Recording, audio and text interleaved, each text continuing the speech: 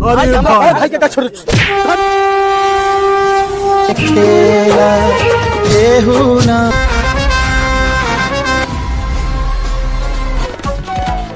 खैनियों खत्मे हो गई, हिल नहीं का छोड़ा बादे में अब किनाई।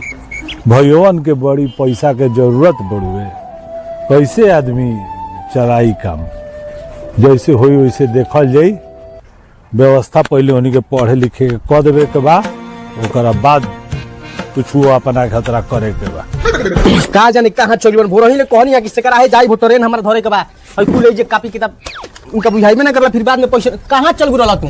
तारे के कबे से कहनी कि सर सेकर हमरा जाए के बता, मैदान पर जाला 3 घंटा से का कहीं बबुआ तोहरे इंतजाम में तो नहीं रही सेठ जी दीदी, सोचनी है कि कुछ व्यवस्था हो जाए तो हर कमवा चल जाए। दो हमरा पैसा दो, हम जल्दी जाई ट्रेन हमार छूटतिया। कौ रुपया की जरूरत बा बबुआ? 3000 रुपया हमरा जरूरत है, जल्दी ट्रेन में छूट जाई हमार। हाँ तो सुनो ना, 2500 रुपया तारा मोबाइलवा पर डलवा देनी है हनु, आ 500 रुपया रख ले बनी तनी राशन पताई उताई खातिर। राशन पताई तू अपन चलावत रहियो, दो है पैसा ठीक नु। आ उ जा टेबल पे धइले बनी 100 रुपया अपन ओइसे राशन पताई चलावत रहियो। आदि अपन व्यवस्था कर, हम जातन तन डेट होता हमार ठीक बा। गोला तनी खुश रह खुश रह। चलो बुरबक कहता कि 100 रुपया के राशन, आजकल कहाँ है जमाना में 100 रुपया के राशन मिलता। जाए दो उतने में हम काम चला ले, शहर में कहाँ पैसा के बिना रह पाई।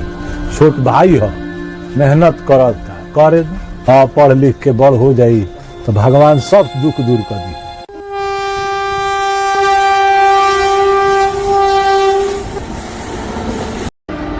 गाय खात नहीं, कहाँ से कुछ खाए, नाद में तो कुछ हल ही नहीं थे तो का खाए।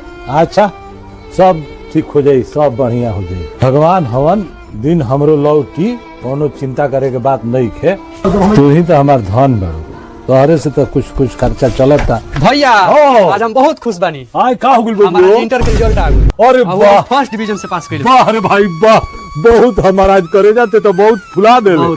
पूरा गांव में केहू के फर्स्ट डिवीजन नहीं के आइल। अरे वाह रे भाई, अब तो तहरो नौकरी लाग जाई। ना भैया हमार नौकरी ना लागी। ई का कहतड़ो काहे? नौकरी खातिर शहर में जाए के पड़ी, पढ़े के पड़ी शहर से, और जब पैसा के व्यवस्था ना हो पाई तरह इतना पैसा बाना। अरे ओकर तू चिंता मत करो, हम बानी नु। तू पढ़, मन लगा के पढ़, ओकर व्यवस्था हम करतानी। तू अपन पढ़े जाए के तैयारी कर। ना भैया हम तारा के छोकरी खिजा सकब। बोल बात कहीं का, हमरा भी रह के तू का करबो? तू शहर जाके पढ़बो, नौकरी करबो, तब नु बढ़िया आदमी बनबो, तब नु हमनी के दुख दलिदर दूर होई। पैसा तो लागी। ना ना ओकरा खातिर टेंशन मत ल, हम पैसा के व्यवस्था कर देब। हाँ हमरा भी रहबो तो बहुत मेहनत मजदूरी हमरे रिसन करे के पड़ी। खटत खटत देखत अनु की हालत खराब भइल रहता। ऐसे तू जाके पढ़ लिख, मन लगा के पढ़, आ ओकर व्यवस्था हम कर देतानी। पैसा के टेंशन मत ली। ठीक बा भैया, तब हम तैयारी करतानी। एकदम बबुआ जा, एकदम निफिकिर होके पढ़। अब बुझाता कि हमार दुख के दिन दूर हो जाई। छोटका भैया पढ़ते बुढ़वे आ मझिला के नौकरी लागिए जाई, अब हमार दुख दूर हो जाई। चल का हो जाई, तनी मनी उड़ेबे नु पड़ी। भाई खातिर इतना करेला बड़ भाई। चलो सेठ जी भीरी से कुछ पैसा के इंतजाम करी, तब न होइए करो शहर में एडमिशन। कुछ तो उपाय लगा ही के पड़ी।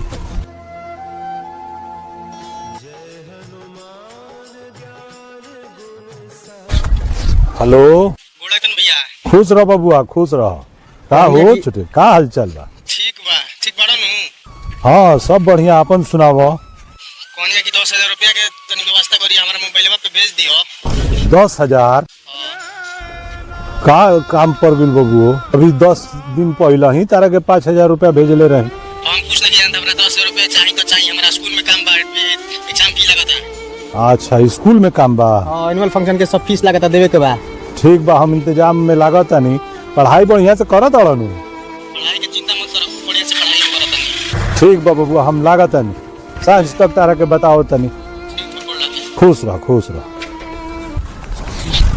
अब करो 10,000 के व्यवस्था करे के पड़ी। का करी कुछ समझे में नहीं खियावत। साहब जी मनसे जी, अरे कनी तगादा उगादा भइल हो का कोई एकर बहिन जो कोनो कहत ओसन के भादो भदवारी में कहाँ ये गरी पैसा उस कौड़ी बा ऐसन भाग भागवारी वही तो लोग के छागुल बा का करे लेबे के बेर ना बात देखिए जानू हमारा तो बुझाता कि तू ही बढ़िया से काम करत नहीं कर तोहरे के भागावे के पड़ी। प्रणाम है सेठ जी। प्रणाम प्रणाम प्रणाम। आई किशन जी का हाल बा? सब ठीके बा। आई आई बैठे बैठे। अरे महाराज लेके पता लागल कि रौरा छोटका भैया के इंटर में फर्स्ट डिवीजन से रिजल्ट निकलल। हाँ हाँ सही बात बा? एकदम सही बात बा। चलो। अब उ शहर जाता पढ़े। अच्छा भगवान भला करस तोहरो सबके कइले। अब तो तारा भाई के रिजल्ट आ गइल। अब तो तू तार दिल लबटिए जाई। हाँ ए सेठ जी लेकिन बड़ा एगो समस्या आ गई। समस्या? कैसन समस्या किशन जी? कुछ पैसा के जरूरत बा लइकवा के पढ़े में। पैसा? तहर माथा खराब नहीं के नु? तू पहले ही 1 लाख रुपया ले गुलो अभी ना देला भाई। अच्छा हमारो भी कौन एकर हिसाब किताब बनू? अच्छा, जबे तो दिया ओकरे के हम पैसा दे दे। खिसियाई जान खिसियाई भाई जान। सुनो सर समाचार कहे बात कह पैसा के बात मत कह ठीक ओहो। बा? तू पहले ही 1 लाख रुपया ले चुकल बा आ फिर तू दोबारा पैसा खातिर आ गुलो। हमार सारा जमीन के कागजात ह रउआ रख ली आ हमरा के जौन एकर वाजिब दाम होता तो हम दे दी। जमीन के कागजात? हाँ अरे मतलब तू बुढ़वा कुबा का हुआ? भला बताओ भाई खातिर कोई जमीन बेचेला? अब वो तू अपना हिस्सा के जमीन के कागज ले बड़ा ई काम मत करो किसान। अरे केहू दूसरा खतरा नहीं की बेचत हम अपना छोटे भाई खतरा बेचत है आगे पढ़ लिख के नौकरी उकरी उन्हीं के लाग जाई। फैशन सो आगो तो हम देखते नहीं कि मतलब बताओ भाई के नौकरी लागी आ ई अपन कागज गिरवी रख के पैसा ले जाता ने।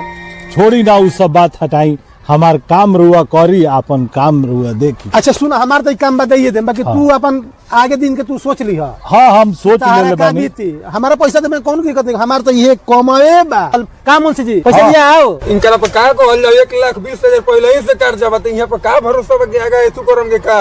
अच्छा तो ठीक बा कागज तो भाई तहार ठीक बा तहार कुल खेत के पैसा 4 लाख रुपया होता जौना में तू 1,20,000 पहले ही तो भाई ले बड़ा ऊ तो भाई पैसा हम काटब का है पर मजूर बा बनू। ठीक बा रुआ जैसे चाही वैसे रख ली हमरा के चाही पैसा। कौन से जी इनका के 1,20,000 काट के अब बाकी 4 लाख में जौन बचता है 2,80,000 इनका के घर ले जाके पहुंचाबो नहीं तो राही में कोनो छीन लिया सर।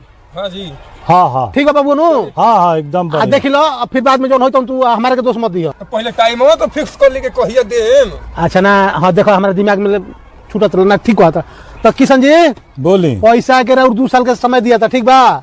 जी। अगर 2 साल के बाद भाई बात यही हम फरिया के कह देता नहीं 2 साल के बाद पैसा ना देबो तो तहार खेत बाजार घर द्वार कुल हमार हो जाए 4 लाख में ठीक बा? तू सोच समझ लो बढ़िया ले। ठीक बा सेठ जी जैसन राउर विचार करी रउआ कर सकीला। तो ठीक बा अभी निश्चिंत हमरा रहो पैसा के पहुंच जरूरत। जाई मुंशी जी हमारे पैसा रुआ के भेजवा दिए ठीक बा? जी जाइए अपना काम में लागी रहा। प्रणाम। प्रणाम प्रणाम प्रणाम। चलो कसहू इंतजाम तो हो नु गई भैया पढ़ लिख के नौकरी उकरी लाग जाई तो कसहू छोड़ा दी हस।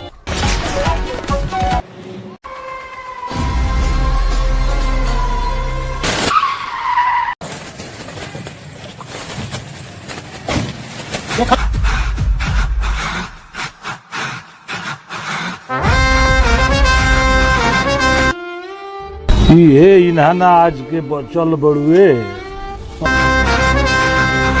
अब अतने में काम चलावे के बा। का हो किसान? हाँ सेठ जी प्रणाम प्रणाम। प्रणाम आई, आई। प्रणाम खाली आई, पहले से बैठ। काम चल जाइए। बैठ। हे ने आवे है बाहर आवे है बाहर जा ले अरे। अभी तारा भी 2 साल ना भइल वो अंदर तू कहत रहा कि पैसा हम पहुंचा दे हमर भी तो तार कि 2 साल के टाइम दे रहे नु घर खाली करो आज तू यार मुंशी जी देखी कितना दिन भइल देखी जल्दी। मालिक ई तो 2 साल 10 महीना हो गई।